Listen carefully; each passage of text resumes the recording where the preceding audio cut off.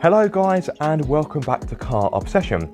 I think it's safe to say that Monique, my Mk1 Mazda MX-5, has been a bit neglected on the channel as of late. Now there are two good reasons for this. A, she has been hibernating for winter, and B, of course, there has been continuous lockdowns in the UK, therefore not had much opportunity to go out for a drive just for the sake of it. However, the weather is improving in the UK and the lockdown is easing, so it is now finally time to drag Monique out of her slumber. However, I do have an issue. The battery, it is as flat as a pancake. In fact, it has got as much life to it as Martin Bashir's career. Okay, that's quite a topical joke if you're watching this outside of the UK, or in a few years' time, that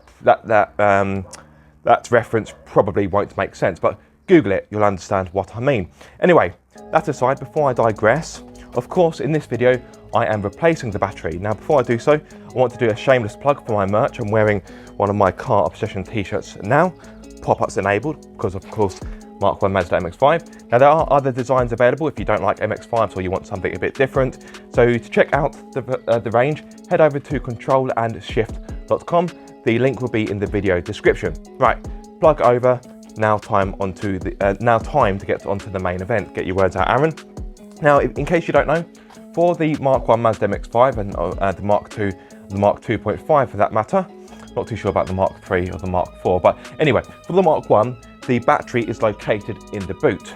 Now, the reason for that is to give the car better weight distribution, because batteries, they're not the lightest things in the world. Okay, the battery for the MX-5 isn't particularly large, but it's still quite a weighty item. So by putting it in the boot, it just helps to distribute the weight a bit better. Now this should be quite a straightforward job. You won't need many tools for it. You may want to wear gloves and even protective goggles, but that is your choice. Now, speaking of tools, I am going to be using a 10mm ratchet spanner. So it's got a ratchet bit on the end, which is quite handy. Or you can alternatively use a 10mm spanner or a 10mm ratchet with a 10mm socket. So there's a massive spider. It's just caught my eye. I think it's a false widow as well. It's going to be quite dangerous. Yeah, have to keep an eye out for that. Anyway, spiders aside, from a spider to a roadster. See what I did there? As a nice little link there, thinking on my feet. Anyway, that sounds beefy. What's that? Oh, Mini Cooper S, lovely stuff. Now I will set up my other camera so you can see what I'm doing, although it is a bit dark in here because of course I am filming in my garage and I don't have any lights in here, but hopefully you'll be able to see enough of what I'm doing. Speaking of which, let me go and fetch my other camera. Back in a moment.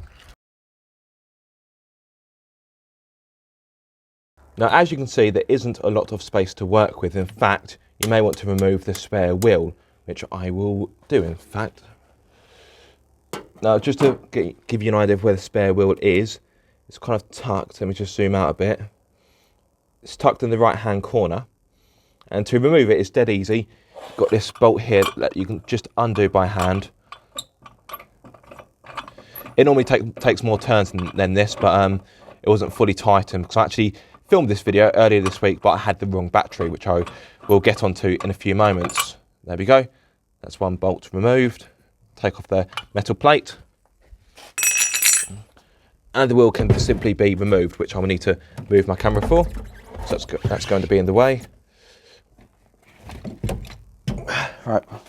One wheel removed, which is probably not much good because that tyre is going to be years old. In fact, it should have a date stamp on it, which I can't see, but yeah, that tyre is probably going to be next to no good, just because of the age. Right, let's get you guys back, give you a decent angle for the battery. Zoom it in. So on Monique, I've just got a little bit of a carpet that covers the battery like so. Just simply fold that away like so to gain access to the battery. Or I've just knocked over my magnetic light. There you go. So you've got a clamp here, which is obviously holding the battery in place. It is loose because, like I said, I went to film this earlier this week So everything is kind of loose because it wasn't fully tightened, because there's no point of doing so, because I was going to be redoing the job. Right, I need my ratchet spanner. So from memory, this is, so I can actually undo that by hand, but normally you would need the spanner for it.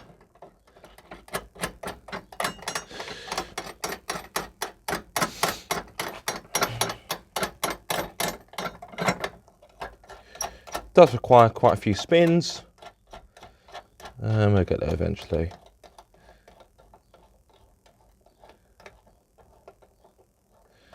Any moment now. There we go. So just remove the clamp. How I do it is I lift it up and then kind of bring it to one side and then unhook it that way. It can be a bit fiddly.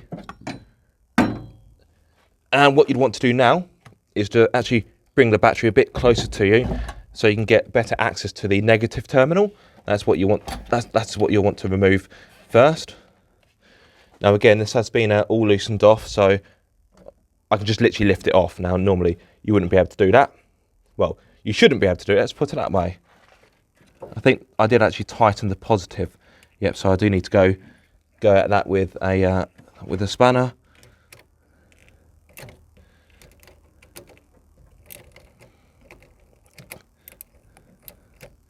In fact, I can undo that by hand. And there we go. Voila. One battery removed. So I'll just pop that to the side. That battery is not any good. Make sure you dispose of your battery responsibly. Now, a few moments ago, I mentioned about buying the wrong battery.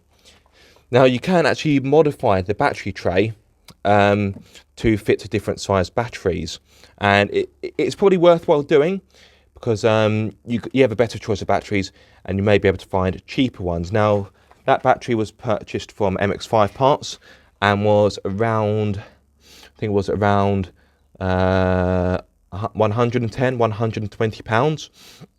I did actually buy one through trade. So, like I say, I work at a car repair garage, if I haven't mentioned that already. But the one I purchased wasn't correct because it was the wrong size. So yes, Monique hasn't got a modified battery tray. I did think about doing it, but the cost-wise, it would have worked out the same for me, so it wasn't really worth doing. Now, one thing that is worth doing, I didn't even realise Monique had one, is getting a battery isolator. I actually bought one, which is in this bag here.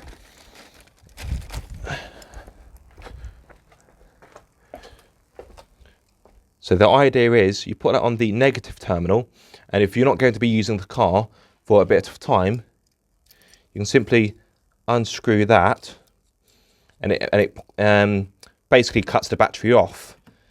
So I didn't even realise Monique had one of those. If I'd known that, I would have used it. So I bought this for no reason, because as you can see, okay, the knob on it looks a bit different. Come on, autofocus. As you can see, I've already got a battery isolator, so that can be returned, or I'll just, I don't know, keep as a spare. So, of course, time to bring the new battery into play. As simple as just lifting it in. Right, so put the positive on. Make sure it's seated nice and correctly. And of course, you're going to want to tighten that up.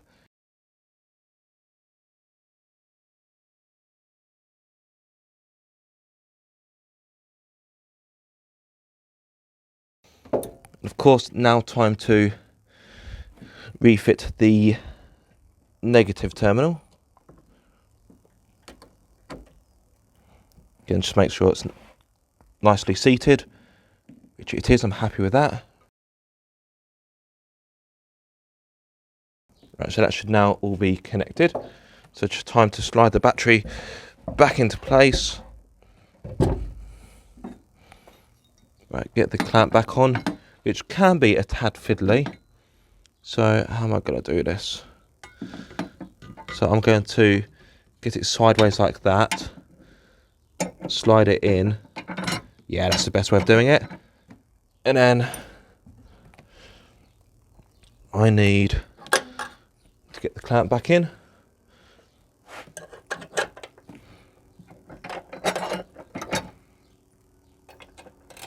And then it's just the laborious spinning of getting this nut back in.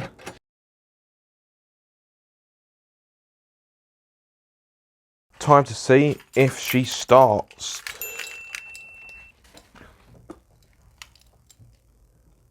Oh, well, I've got lights in the cabin. That's a good start.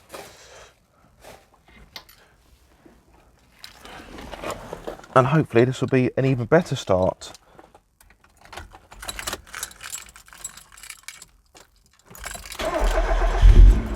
Yeah.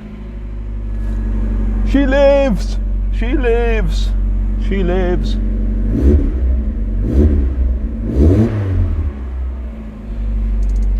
Ah, it's good to have you back, old girl. Ah, lovely stuff. But you need petrol. Wow.